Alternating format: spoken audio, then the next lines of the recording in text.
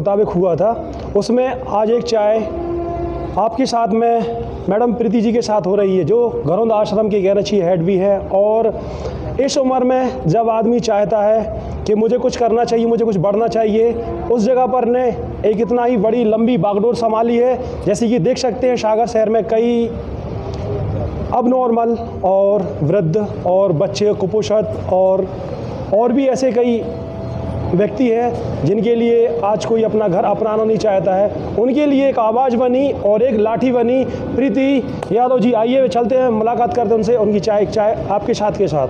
Madam नमस्कार। नमस्कार। और आज आप लोगों का भी बहुत बहुत धन्यवाद G20 में, और एक चाय आपके साथ। तो मैडम जैसे कि मुझे जानकारी लगी, आपका विदित हुआ है कि आप भी कहना चाहिए अच्छे खासे घर से हैं, फादर टीचर थे और 3 ब्रदर्स हैं आपके, और काफ़ी आपकी स्कूली शिक्षा भी अच्छी रही है। स्कूली शिक्षा में आपका स्नातक की परीक्षा में बोले तो मिडिल, हाई है, सेकेंड ईयर और BA तक में अच्छा कहना चाहिए आपका मार्गदर्शन रहा है, और अदर एक्टिविटी में भी अच्छा मार्गदर्शन रहा है। जैसे में आपने फाइट गेम, GM और कहना चाहिए बॉक्सिंग या कराटे में भी आपने अपना कहना चाहिए जौहर मनवाया है। उस लाइफ में आदमी सोचता है कि मुझे इस गली में जाना चाहिए नौकरी पेशा में, पर आपका ऐसे कैसे क्या हुआ, ऐसी घटना ने आपको कहना चाहिए मजबूर किया, झंझोड़ दिया, जो आप राइट की तरफ कहना चाहिए डे नाइट की तरफ आप कहना चाहिए आप आज एक आवाज़ बन के आज सागर में आज आप यहाँ पर बैठे हैं। काफ़ी समय से मैं अपनी जो स्कूल लाइफ मेरी थी वो सोशल एक्टिविटी से जुड़ी हुई थी, और मैंने अपने जीवन में जब से होश संभाला है एक कुछ ना कुछ समाज के नज़रिए से काम करती थी, समाज की सोच के हिसाब से। और सागर में विगत करीब एजुकेशन के बाद हमें अपने ऐसा लगा कि एक ऐसा कार्य करना चाहिए जहाँ पर हम अपने जीवन को सार्थक बना सकें, क्योंकि हमने ये सोचा कि वास्तव में सागर में वृद्धाश्रम था और अनाथ बच्चों का आश्रम था, लेकिन सागर में दिव्यांग बच्चों का आश्रम कहीं भी देखने को नहीं मिला, और सागर में इन बच्चों की संख्या भी काफ़ी थी। तो कई केसेस पेपर में पढ़ते थे कि किसी पिताजी ने अपने दिव्यांग बच्चों के साथ सुसाइड कर लिया, खुद भी ख़त्म हो गए और उस बच्चे को भी कर दिया। और कई माताओं को हमने देखा कि वो कई इस टाइप की माताएं होती थी जो उन्होंने जन्म दे दिया बच्चे को लेकिन पाल नहीं पा रही थी। तो कई बार ऐसी स्थिति में देखा जो पुअर फैमिलीज़ की माताएँ रहती थी, वो इन बच्चों को परवरिश देने में काफ़ी दिक्कतों का सामना कर रहा था। तो मैं पिछले कई सालों से ये चीज़ मैं देखती आ रही थी। फिर मुझे ऐसा लगा कि काम अगर करना है तो वो इन बच्चों को, दिव्यांग बच्चों के ऊपर मुझे कार्य करना चाहिए। तो पिछले मैंने 4-5 साल सारा संघर्ष किया। मैंने सुना है सोशल वर्किंग में आपकी अच्छी एक्टिविटी रही है, जैसे कि मैंने टीनेजर एज को लेके देखा है जी। टीनेजर एज को लेकर बढ़िया कैंपेन रही है ग्रामीण क्षेत्र में, रूरल अर्बन एरिया में, जिसमें आपका शायद विजिट 2007-8 के बीच में हुआ था। तो उसमें आपने किशोरियों और कहना चाहिए महिलाओं की आवाज़ उठाई थी, जिसमें महामारी को लेकर ही बड़ी बातें चल रही थी, जिसमें किशोरियों की शिक्षा को लेकर भी उसमें एक वो था, एक एजेंडा था। उसमें एक बड़ी कहना चाहिए बड़ी जटिल समस्या थी एजुकेशन को लेकर, उसमें भी कहना चाहिए आपने बड़ी शिद्दत दिखाई और बड़ी मजबूती रखी। ये कहाँ से आपके अंदर ये मोटिवेशन आता है, कहाँ से आपके अंदर से ये कहना चाहिए पावर निकलता है? एक्चुअली जब हमने स्कूल लाइफ से भी काफ़ी किशोरियों को एक्चुअली कराटे में जब सीखा, तो कई बच्चियों को हमने कराटे सिखाया, हमने रोड फाइट सिखाई, हमने उनको लड़कों से कैसे फाइट करें वो सिखाया। इसके अलावा हमने उनको मार्शल आर्ट के साथ साथ उनको जो लकड़ी फाइट करते थे वो वाला भी सिखाया। फिर धीरे धीरे हमें ऐसा लगा कि हम अपने लाइफ को एक जगह स्थिर करना और एक जगह मोड़ना जहाँ में हम समाज के लिए कुछ कर पाएँ, समाज के उन वर्गों के लिए कर पाएँ जो समाज में इन वर्गों के लिए कोई खड़ा ना हो। उस हिसाब से फिर हमने अपना कार्य को इस तरफ मोड़ा और अपने जीवन को भी, अपनी लाइफ को भी नहीं। ये जो आपका दृढ़ निश्चय रहा घरौंदा आश्रम को लेकर, वृद्ध आश्रम को लेकर, और आज से आपने कहा वृद्ध आश्रम है सागर शहर में, और जो आज एक तादाद बढ़ती जा रही वृद्ध आश्रम की, चाहे वो कुपोषित हों, चाहे मानसिक कुपोषित हों, चाहे कहना चाहिए इन्फेक्ट एंड डिसबैलेंसिंग हो, कोई डिसबैलेंसिंग बच्चे जो होते हैं, तो इनकी कंडीशन क्यों इतनी बढ़ रही है? ऐसे क्या कारण रहे जो कहना चाहिए मदर फादर जो आपने कहा है इनको एक्सेप्ट नहीं करते हैं, जिनकी फैमिली में भी कोई अबनॉर्मल पैदा हो जाता है, माइंड डिसबैलेंस हो जाता है, तो उसको एक फैमिली का मेंबर ही एक्सेप्ट नहीं करता है। फादर मदर तो होने के बाद भी उनको जो अपने भाई भतीजे या कहना चाहिए कुछ भी होते हैं उनको एक्सेप्ट नहीं कर पाते हैं। उनको आप कैसे एक्सेप्ट कर लेते हैं और आपका उनका ऐसे कैसे कम्युनिकेशन है? जैसे मुझे ऑब्जर्वेशन में देखने मिला एक 15 दिन के अंदर में कि जो एक भाई भतीजे फादर मदर की बात नहीं मानते हैं, वो डिसबैलेंस एज के व्यक्ति, चाहे वो टीनेजर हो या अंडर टीनेजर एज हो या वुमेन हो या अंडर वुमेन हो, वो आपको कैसे कहना चाहिए कोऑपरेट करते हैं और आपकी बात इतनी सरल तरीके से मानते हैं, फॉलो अप करते हैं? ये सब बच्चे जो बच्चे होते हैं जिससे प्यार और स्नेह के भूखे होते हैं, हमने अगर उनको प्यार से एक बार हाथ फेर दिया तो ये मान के चलो उनके सब कुछ हम हो गए। तो और रीज़न क्या है जब जो पेरेंट्स थे ना वो इनको ही दृष्टि से देखते, इनके साथ भेदभाव करते, क्योंकि ये पेंट में पॉटी करते हैं, ये अपना दिनचर्या खुद नहीं कर पाते हैं, ये भोजन नहीं कर पाते, ये ब्रश नहीं कर पाते।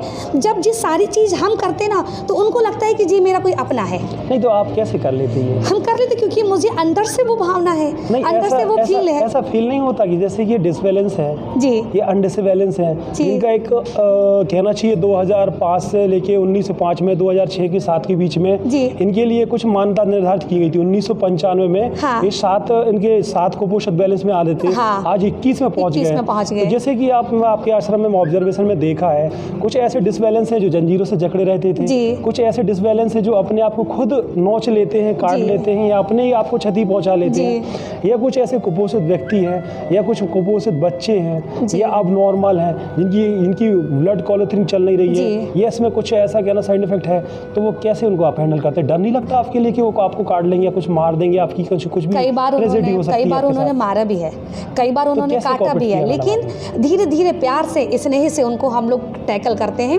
और कुछ चीज़ें हम इनको योगा कराते हैं, इनको मेडिटेशन कराते हैं, और कुछ हम ईश्वर को भी मानते हैं। हम कुछ ईश्वर से शक्ति अपने लेते हैं और फिर उनको प्यार से उनके सिर पे हाथ फेरते हैं और ईश्वर से ये सोचते हैं कि भगवान इनको बहुत शांत किया जाए, इनको ऐसा किया जाए कि इनके अंदर जो कुंडन है, इनके अंदर जो एकदम भड़ास है उसको कम किया जाए। तो डेली हम ईश्वर से, परमात्मा से सुबह 5 बजे उठकर ईश्वर से हम बहुत एनर्जी लेते हैं। उसी एनर्जी के कारण आज मैं 85 लोगों को मैं अपने संभाल पा रही हूँ। जैसे कि सागर में कई आश्रम है, वृद्धाश्रम हो गया जी, और संजीवनी आश्रम हो गया रजाखेड़ी में, और भी जैसे कि कलेक्ट्रेट साहब ने विजिट की, पूर्व कलेक्ट्रेट साहिबा ने विजिट की, उस दौरान इनकी फंडिंग जो होती है या इनकी जो होती है तो उसमें कोई आदमी फंडिंग कर देता है, दे देता है, और तो आप मैंने देखा है तो तन मन धन से आप लगे हुए हैं, तो इसका क्या मतलब कहना है, ऐसा क्या है आपके ऊपर? एक्चुअली जब कहते हैं ना हमारे अंदर जुनून, जिस समय अगर हमें इनके अंदर का दर्द पता चल गया, इनके अंदर की चुभन हमें पता है कि इनके परिवार के लोग ठुकरा रहे हैं, इनको नहीं संभाल पा रहे, तो हमें ऐसा लगता है कि इनके माता पिता अगर हम बन जाते हैं तो हमें वो इन बच्चों को सेवा करने का एक मौका मिल रहा।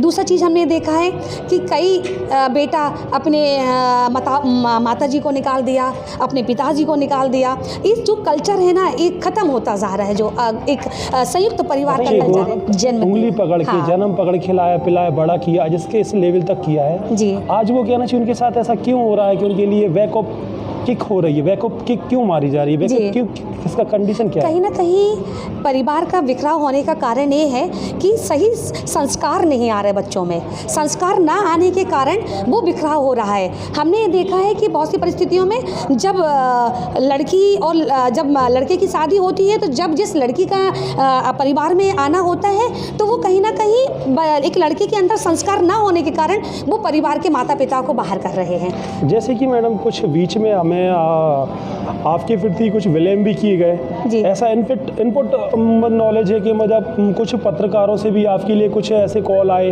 कि इसमें कहना चाहिए जो सरकारी आवंटन होता है, सरकारी बजट होता है, इसको लेके भी कुछ ऐसी ताना खींची चलेगी, इसमें मैडम आपका क्या कहना है? ब्लेम तो ईश्वर के ऊपर भी लगाए गए हैं और हमारे प्रधानमंत्री नरेंद्र मोदी जी के ऊपर भी लगाए गए हैं। ब्लेम लगाना एक अलग बात है, लेकिन हाँ, मैं जब काम करती हूँ तो हम इन बच्चों के हित में काम करती हूँ, बच्चों के विकास में काम करती हूँ, बच्चों के उत्थान में काम करती हूँ।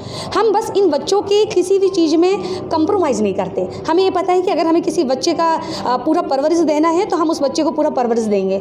हमें ये लगता है कि आज कोई पढ़ा हुआ है शहर में, हमें उसको उठाना है, हमें नहीं देखेंगे मेरे पास क्या संसाधन है, मेरे पास क्या डॉक्टर्स है, मेरे पास क्या पलंग है, मेरे पास कितना स्टाफ है, हम ही नहीं देखेंगे, लेकिन हम ये देखेंगे कि कोई व्यक्ति परेशान नहीं होना चाहिए। अगर उसको कोई पालने वाला नहीं तो उसको मैं पालूंगी। जैसे मैडम बड़े बड़े एनजीओ हैं और साथ में आपका भी एक एनजीओ चल रहा है, और एनजीओ के तहत में मैंने मालूम किया कि बड़ी बड़ी फंडिंग होती है या वार्षिक फंडिंग होती है या बड़े बड़े संस्था आने से विचार ये भी है और भी है, तो मैडम इसको लेके आपका क्या कहना है? आप तो क्या ना सेल्फ डिपेंड चल रहा है आपका, तो मैं देख रहा हूँ चल रहा है। जी तो इन संस्थाओं से कुछ आपका कुछ है क्या टाई अप है, या कुछ इनकी समाज सेवी मिलती है? ये सागर शहर के बड़े पूंजीपति हैं, या कुछ इनका डोनेशन आता है, आप लोग कुछ सहायता मिलती है क्या? हाँ, कुछ जन सहयोग हमें मिलता है, क्योंकि आज के समय में 85 बच्चों को खाद्यान्न की व्यवस्था करना, इनको सारी व्यवस्थाओं के करने के लिए अकेले मैं नहीं कर पाती हूँ। लेकिन हाँ, सागर शहर में बहुत से समाज सेवी हैं, बहुत से ऐसे लोग हैं जिनको अगर मैं फ़ोन करती हूँ कि सर आज हमारे लिए अनाज की कमी है, तो वो मुझे अनाज दे देते हैं। या कभी कोई अपना नाम लिख के जाता है कि कभी भी आपको कुछ भी कमी होती है या कम पड़ता है, आप मुझे कॉल करें। तो ये आज जो घरौंदा चल रहा है, ये जन सहयोग से भी चल रहा है। तो मैडम इसमें गवर्नमेंट का कोई फंडिंग है क्या? गवर्नमेंट की फंडिंग है, मुझे सिर्फ 20 बच्चों की 1 लाख रुपए पर मंथ। जी। तो मैनेज हो जाता क्या मैडम इसमें? नहीं, मैनेज तो नहीं होता, क्योंकि ऑलरेडी हम 21,000 रुपये तो रेंट देते हैं, और उसके बाद इनका साफ़ सफाई के लिए मुझे करीब 13 स्टाफ रखी हूँ मैं, तो मैनेज तो नहीं होता। लेकिन हाँ, कुछ जन सहयोग से और कुछ जो मेरा स्टाफ है उनको भी मैं बोलती हूँ कि आप भी कुछ अपनी सेवा यहाँ अपने व्यवस्था, ऐसे तो कुछ नहीं हुआ, लेकिन आते हैं वो, अगर खाद्यान्न कुछ बच्चों को दे के जाते हैं। और बाकी सीओ साहब की तरफ से कुछ ऐसा मोटिवेशन है आपके लिए? मोटिवेशन, हाँ, उन्होंने सहयोग किया है। उन्होंने बोला बहुत सी चीज़ों के लिए कि आपको कहीं भी कोई भी दिक्कत होती है हम उसके लिए मदद करेंगे। और काफ़ी कुछ उनका रहता है, साफ़ सफाई वो करवा देते हैं, और कहीं ना कहीं पानी की व्यवस्था करवा देते हैं। काफ़ी उनका सहयोग हमारे लिए है। जैसे कि मैडम विदित है कि आपकी एज में या आपके समय के जो आपके कहना चाहिए साथ वाले हैं, कुछ अच्छे पद पर हैं जी। तो मैडम आपको नहीं लगा कि मुझे भी कहना चाहिए, जैसे आपने बताया मैं कराटे या फाइट में थी, तो कहीं अच्छे पद पे जा सकती थी, IAS IPS में जा सकती थी, नहीं तो कांस्टेबल PSI SI तो हो सकता था, या एडवोकेट या डॉक्टर। तो आपके मन में नहीं लगा कि मुझे ऐसा? मेरा जॉब सिलेक्शन हो गया था 2006 और 7 में, और मेरे फादर शांत हुए, मुझे टीचर का भी जॉब मिल रहा था, लेकिन हमें वो जॉब या वो चीज़ नहीं चाहिए था। पता नहीं अंदर से एक वो रुझान था, अंदर से एक समाज के लिए काम करने का था, तो उस कारण से आज ये रहा। और अब वास्तव में मुझे लगता है कि मैं हज़ारों नौकरी करने से बेहतर है मैं इनकी सेवा, क्योंकि मुझे पता है कि आने वाला समय अगर जवाब देना तो वो ईश्वर को देना है। अगर हमारे कुछ कर्म अच्छे हैं, उस कारण ईश्वर ने कहीं ना कहीं हमें इस कार्य करने की प्रेरणा दी है, तब तो आज हम इस काम को कर पा रहे हैं। इस काम के लिए मुझे हुआ, और आज वास्तव में मुझे लगता था कि मैं जॉब करती तो वो चीज़ मुझे नहीं मिलता संतुष्टि, लेकिन जो संतुष्टि मुझे यहाँ सेवा करने से मिल रही, वो बहुत अंदर से संतुष्टि महसूस होती है। आज आपके फ्रेंड लोग क्या सोचते हैं आपके विषय में, उनका क्या राय है उनकी? वो कहते हैं कि आपने अच्छा हुआ शादी नहीं की, और आज जो काम कर रही हो ये बहुत कम लोगों को मिलता है, और उन्होंने ये कहा कि आपने ऊपर अच्छे भाग्य बना लिए। तो कई बार जो भी लोग आते वो भी कहते हैं। मैडम आपने एक क्वेश्चन किया, मतलब क्वेश्चन करते करते एक प्रश्न उत्तर दे दिया है कि मैरिज नहीं की। मैरिज नहीं करने का कोई कारण आपका निजी? मैरिज करने का कोई ऐसा कारण तो नहीं, लेकिन कुछ पारिवारिक परिस्थितियाँ ऐसी थी कि कुछ हमारे परिवार में विघटन हो रहा था, और उस समय माता पिता की जिम्मेदारी मेरे ऊपर थी, भाई उस चीज़ को जिम्मेदारी नहीं ले रहे थे। तो वो जिम्मेदारी अगर हमें सोचते या तो मेरे माता पिता कोई वृद्धाश्रम में ना जाएं, तो उस कारण से हमने वो जिम्मेदारी ली कि आज हम, जैसे मैंने कहा आपके लिए कि आपके फादर टीचर थे जी, और आपके एक ब्रदर की एक वाटरफॉल में एक एक्सीडेंटल कंडीशन में मृत्यु हो गई थी जी, और जो आपने कहा एक फैमिली को संभाल नहीं पा रहे थे, विघटन हो रहे थे जी। तो यादों के ऐसे क्या कारण है कि जैसे विघटन होते हैं, या यादों को कहना चाहिए only for age gun a shoulder? काफ़ी हम तो इस श्री कृष्ण के वंशज से देखते हैं, मतलब सुनते आ रहे हैं कि एक, बाकी अब तो सभी समाजों में हो रहा है, बाकी यादव समाज में कुछ ये रहता है कि आपसी तालमेल ना होना, या कहीं ना कहीं या तो ईश्वर की वो रहा होगा, उसी कारण से सब चीज़ का विघटन हो रहा है। जैसे मैडम आपने मुझे देखने में आता है जो अब नॉर्मल है, ये डिसबैलेंस है, ये डिसबैलेंटी कंडीशन में क्वालिटी में, या फिर कई कंडीशनें होती हैं, डिस्क्लॉट ब्लड होता है, डिस्क्लॉट कहना चाहिए था थर्मा एंड ब्लड, ये जम जाना, या डिसबैलेंस हो जाना, या डिसबैलेंट एक्टिविटी हो जाना, डिसबैलेंट बॉडी हो जाना, तो इनके लिए कोई स्पेशल डॉक्टर होगा? ये स्पेशल ट्रीटमेंट के लिए आप किसको हायर करते हैं मैडम? कोई एक्सपर्ट है डॉक्टर? नहीं, इनके लिए सागर में तो स्पेशल कोई वो नहीं है, लेकिन चेतन हॉस्पिटल हम लोगों को सहयोग करती है। चेतन हॉस्पिटल का पूरा हम लोगों के लिए सहयोग रहता है कि कोई भी बच्चा अगर एडमिट होता है तो उसका वो फ्री ऑफ कॉस्ट हम लोग के लिए इलाज करते हैं।